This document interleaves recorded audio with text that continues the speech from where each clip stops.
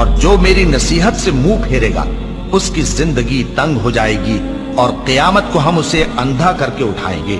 وہ کہے گا کہ میرے پروردگار، تو نے مجھے اندھا کر کے کیوں اٹھایا؟ میں تو دیکھتا بھالتا تھا۔ اللہ فرمائے گا کہ ایسا ہی چاہیے تھا، تیرے پاس ہماری آیتیں آئیں تو تو نے ان کو بھلا دیا، اسی طرح آج ہم تجھ کو بھلا دیں گے۔ اور جو شخص حد سے نکل جائے اور اپنے پروردگار کی آیتوں پر ایمان نہ لائے، ہم اس کو ایسا ہی بدلہ دیتے ہیں، اور آخرت کا عذاب بہت سخت اور ہمیشہ باقی رہنے والا ہے۔ تو کیا یہ بات ان لوگوں کے لیے موجب ہدایت نہ ہوئی کہ ہم ان سے پہلے بہت سے فرقوں کو ہلاک کر چکے ہیں جن کے رہنے کے مقامات میں یہ چلتے پھرتے ہیں؟ عقل والوں کے لیے اس میں بہت سی نشانیاں ہیں، اور اگر ایک بات تمہارے پروردگار کی طرف سے پہلے صادر اور جزائے اعمال کے لیے ایک میعاد مقرر نہ ہو چکی ہوتی تو نزول عذاب لازم ہو جاتا۔ بس جو کچھ یہ بکواس کرتے ہیں اس پر صبر کرو، اور سورج کے نکلنے سے پہلے اور اس کے غروب ہونے سے پہلے اپنے پروردگار کی تسبیح و تحمید کیا کرو، اور رات کی کچھ گھڑیوں میں بھی اس کی تسبیح کیا کرو، اور دن کے مختلف اوقات یعنی دوپہر کے وقت بھی، تاکہ تم خوش ہو جاؤ۔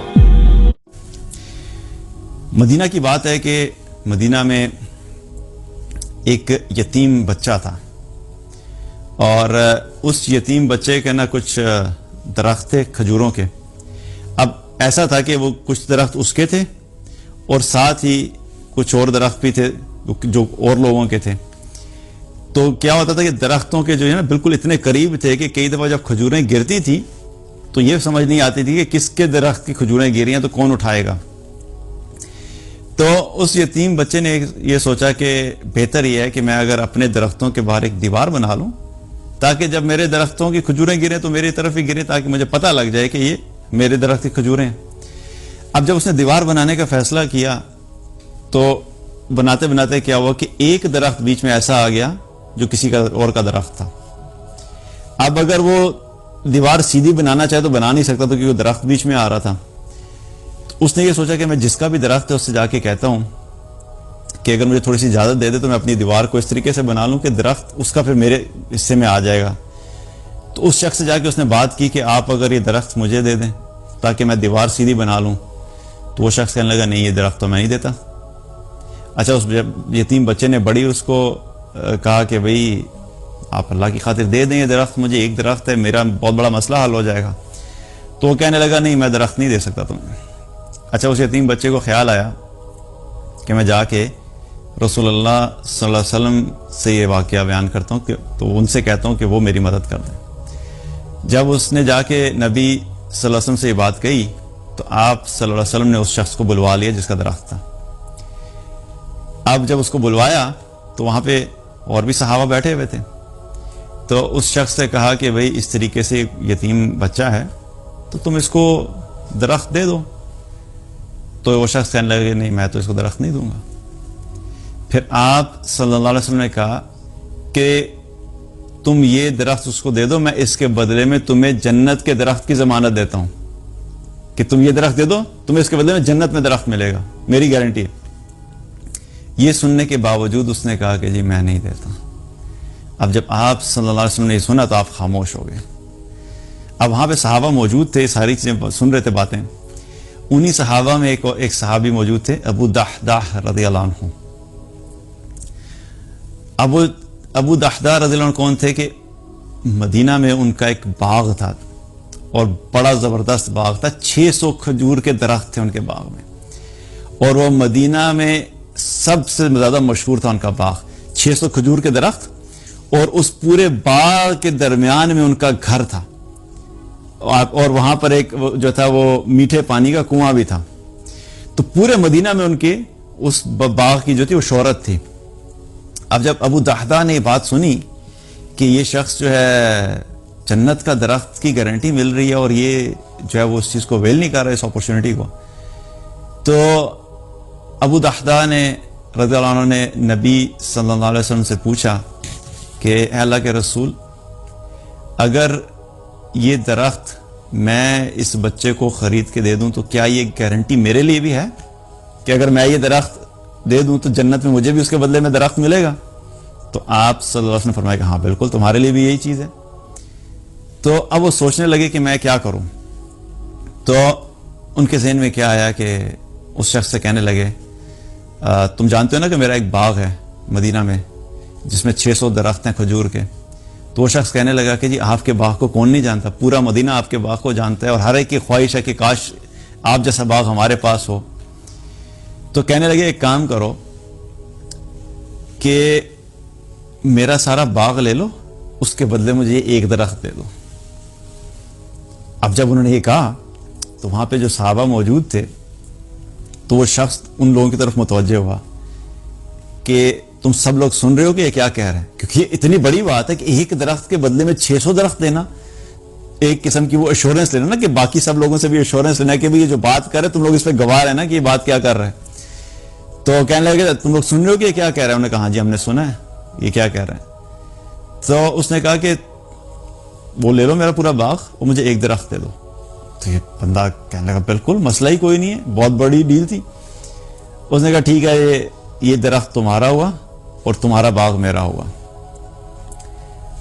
وہ درخت لیا, ابو دحدہ رضی اللہ عنہ کا ہو گیا اب ایک درخت. تو وہ بچہ وہاں پہ موجود تھا, اس بچے کو کہنے لگے کہ یہ جو ایک درخت ہے یہ میری طرف سے تمہیں تحفہ, میں نے تمہیں تحفہ دیا, جا کے تم اپنی دیوار سیدھی کر لو. تو جب نبی صلی اللہ علیہ وسلم نے یہ سنا تو کہنے لگے کہ ابو دحدہ کے لیے جنت میں درختوں کے جھنڈ ہیں.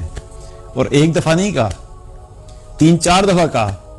اتنی خوشی ہوئی آپ صلی اللہ علیہ وسلم کو کہ 3-4 دفعہ کہا کہ ابو دحدہ کے لیے جنت میں درختوں کے جھنڈ ہیں. اب ابو دحدہ رضی اللہ عنہ اس سودا کر کے واپس آ گئے, وہاں پہ سودا کیا, گھر کی طرف چل پڑے کہ اب تو ظاہر ہے گھر ان کا نہیں رہا, باغ بھی ان کا نہیں رہا. جب گھر کے باہر پہنچے کہ اندر جاؤں تو انہیں خیال آیا کہ اب تو میرا گھر نہیں ہے. باہر سے ہی آواز دی اپنی بیوی کو, ام دحدہ جو بیٹا تھا ان کا, اس کا نام دحدہ تھا, تو اپنی بیوی کو آواز دی کہ بھئی آ جاؤ باہر, بچے کو باہر لے کے آ جاؤ. تو وہ حیران ہوئی کہ ہمیشہ گھر کے اندر آتے ہیں تو آج گھر سے باہر سے ہی آواز دے رہے ہیں. تو کہنے لگے بھئی یہ اب گھر ہمارا نہیں رہا. تو ان کی بیوی نے پوچھا کہ کیوں ہمارا گھر کیوں نہیں رہا. تو انہیں سارا قصہ بتایا کہ اس طریقے سے میں نے جنت کے درختوں کے بدلے میں یہ سارا کچھ دے دیا ہے. تو ان کی بیوی کیا کہنے لگی کہ اے ابو دحدہ بڑا ہی نفع کا سودا کر کے آئے ہو, بڑا نفع کا سودا کر کے آئے ہو. اور بچے کو لیا اور وہاں سے نکل گئی, خالی ہاتھ وہاں سے نکل گئے. کیا پتہ لگتا ہے کہ صحابہ میں یہ چیز بڑی کلیئر تھی کہ دنیا جتنی مرضی ہمارے پاس آ جائے, جنت کے اندر اگر درخت کی ضمانت مل گئی تو اس کا کیا مطلب ہے کہ خالی درخت تو نہیں ہوگا نا. اور جس کو جنت کے درخت کی ضمانت ملی ہے تو وہ جنت کی بھی ضمانت ہوگی اس کے لیے. تو یہ اللہ کے رسول صلی اللہ علیہ وسلم سے ڈائریکٹ ضمانت ملنا یہ کوئی چھوٹی بات تھی. اور دوسری بات یہ کہ صحابہ کے اندر یہ چیز بڑی زیادہ تھی کہ وہ کسی بھی طریقے سے اپنی آخرت کو بہتر بنانے کی کوشش کرتے تھے. اور یہ یقین تھا کہ جتنی مرضی دنیا ہمارے پاس آ جائے ایک دن تو آئے گا اس کو چھوڑ کے جانا ہے. تو جب چھوڑ کے جانا ہی ہے اور جو اصل گھر جو آخرت کا گھر ہے تو اس کو اگر ہم نے بنا لیا تو یہاں سے جب جائیں گے تو جہاں پرماننٹلی رہنا ہے وہ اچھا ہونا چاہیے. تو اس وجہ سے وہ آخرت کے لیے, اچھی آخرت کو اچھا کرنے کے لیے اگر دنیا میں کوئی بھی قربانی دینی پڑتی تو وہ سوچا نہیں کرتے تھے, وہ فوراً تیار ہو جاتے تھے. آج ہمارا معاملہ کیا ہے, ہم جنت کے بارے میں سنتے ہیں اور ہمیں پتہ ہے کہ جنت میں جانے کے لیے کیا کیا اعمال ہیں, لیکن ہمیں سوچنا چاہیے کہ کیا ہم وہ قربانی دینے کے لیے تیار ہوتے ہیں. بڑی قربانی تو دور, چھوٹی قربانی دینے کے لیے تیار نہیں ہوتے.